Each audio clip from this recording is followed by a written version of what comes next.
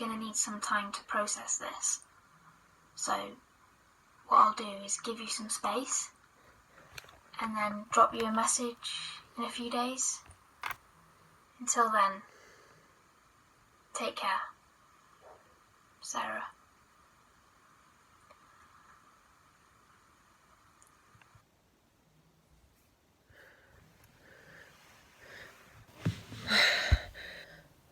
That's, I mean... Huh?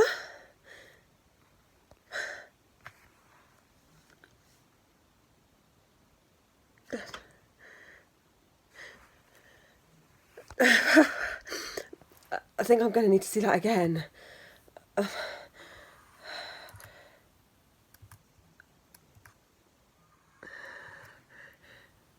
Sister? I have a sister?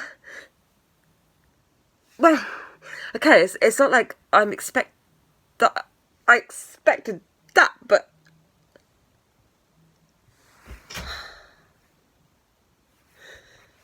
I would just love it if I could go 5 minutes without any surprises. Is 5 minutes of blissful boredom too much to ask for?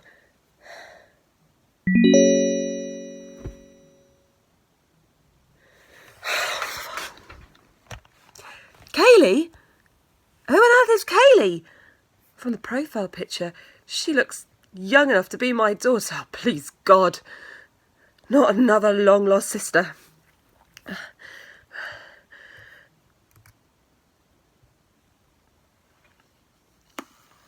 Right then, let's get this straight. You want to know the truth about your dad? Your old man? He was a creep. A right proper weirdo. The first time, and in fact the only time I met your dad, was at the park in town. I was coming home from a party about 2 o'clock in the morning, and I just had a fight with my boyfriend, who was being a complete idiot, spouting a load of rubbish at me. And I was upset, alright, I was. Anyway, your dad saw me crying and he came up to me. My first thought was he's got to be some kind of nutter, right? Who comes up to a stranger in the park at 2 o'clock in the morning? I mean, that's just weird. Anyway, he started talking to me and he did seem nice. You know, genuinely nice. We talked and he said, call me Col, as if that made the name Colin sound like any less of a granddad.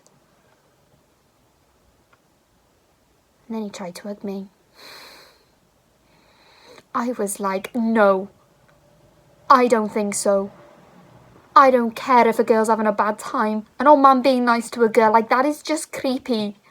It's just weird. So that's what your dad was really like. You're better off without him. Right then.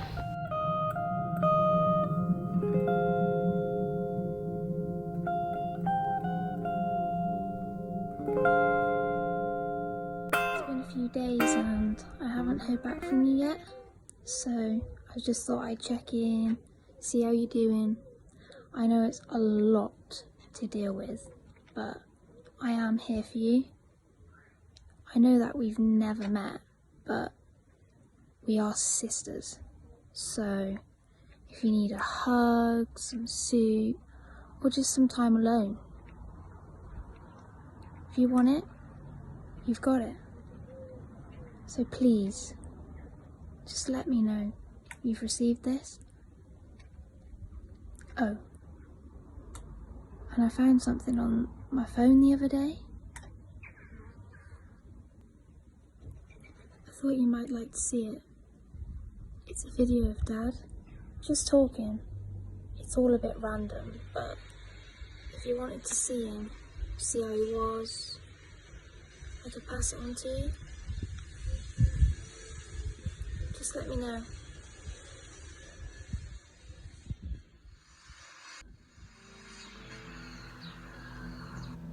No. I don't think so.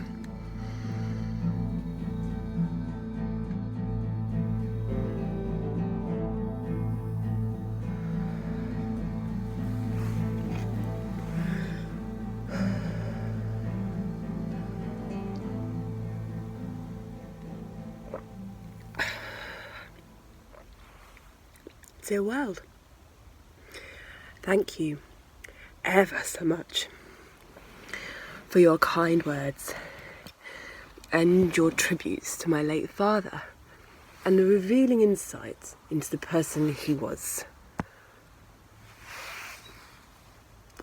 Strange, isn't it, how we all feel safe saying what we truly mean when we know we can get away with it. Hey, now he's gone, we can lay into him, throw his dirty laundry out into the street. Not easy defending yourself when you're dead, deceased, shuffled off your mortal coil, terminally inconvenienced, at one with the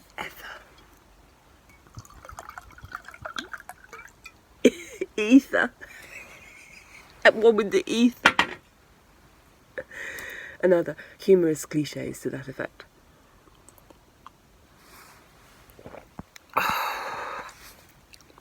It's a pebble all over again, you see. On our first holiday abroad, I found a pebble on a beach. I said, "You'll love this." I said, "This is the best pebble in the world. For the bestest daddy in the world." The naivety of infants, eh? But who really knows their father at that age? So I gave him that pebble, and he said, "Oh, that's nice," and went back to swigging his beer and watched the girls in bikinis wiggle on by. Bestest dad, he didn't deserve that pebble. And no, I do not want to see his face, Charlotte. I do not want to hear his voice, or have anything at all to do with him, or his memory.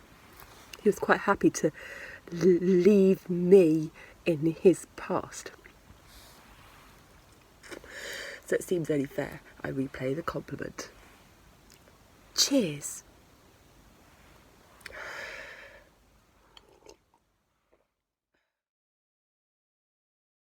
So my wife said to me the other day, "You know, you never listen to a word I say."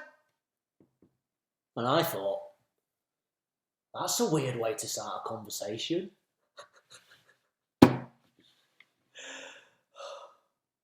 That's nothing to do with your dad. I just thought you might appreciate a laugh.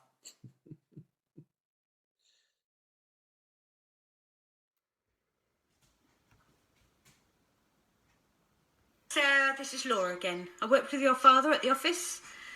Well, again, I'm sorry for your loss. Today we were cleaning out your father's desk and we came across something. In one of the drawers, along with all the stationery and general files, we found this. It's got your name written on it in Sharpie. Now, obviously it's a rock and therefore it has no place in the office. Do you want it? I mean, does it mean anything to you? If you can let me know how you feel about this, by close of play tomorrow, that would be great. I hope you're well.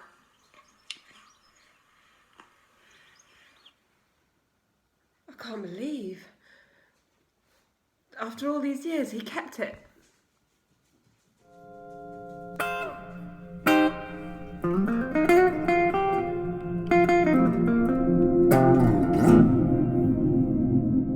I know you said in your last message that you didn't want to hear any more of the jokes your dad liked.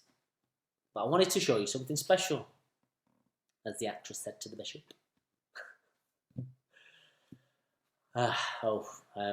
Sorry. Did it again. Your father did a lot of charity work, raising money for the air ambulance. He helped pay for the same helicopter that took him to the hospital where he's pronounced... Well, you know. I found some photos on my laptop of your dad doing all sorts. Sponsored bike rides, having his beard shaved off, doing a skydive. Talking of which, did you know it's a common misconception that you need a parachute to go skydiving? You only need a parachute if you want to go skydiving twice. I know! It's terrible. Funny though, right? Anyway, if you want to see the photos, let me know. It's your choice. Be ashamed not to, though. Right?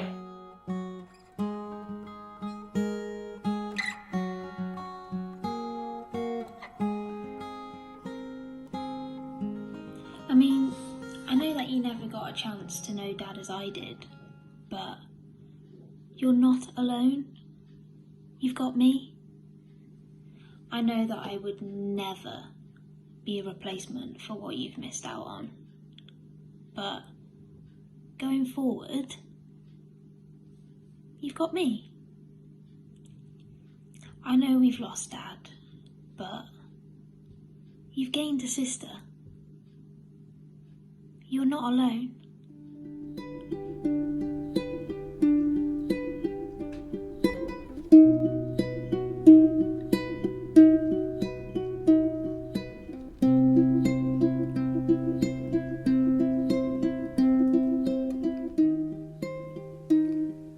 Maybe I cared too much. I don't know. Even just saying that sounds stupid. But your sister meant the world to me. Despite that, though, the distance in geography and lifestyle was just too hard to bridge. Though maybe the one was more difficult than the other. I was young. That's not an excuse. I'm just saying. I married young, possibly too young. If I had my time again. She seems to have this idea that I'm disapprove of her, of who she's become, but I don't. Honestly, I admire the strength of character she has developed. Maybe she had to go through what she did in order to become the person she became. If that makes sense? I don't know. What I'm saying, I think, is that I am proud of her, just as I'm proud of you. Both. With or without me, the world is better for having you two in it. When I'm gone, the world won't be diminished because of the two of you. The bright light that you shine has outshone anything that I have done. And that's how it should be, shouldn't it? I mean, the children going forth and improving on what their parents did before them. It's a hell of a burden, inheriting this planet, this life. But if anyone is up to the challenge, capable, it's you guys. You make your old man very happy. I love you.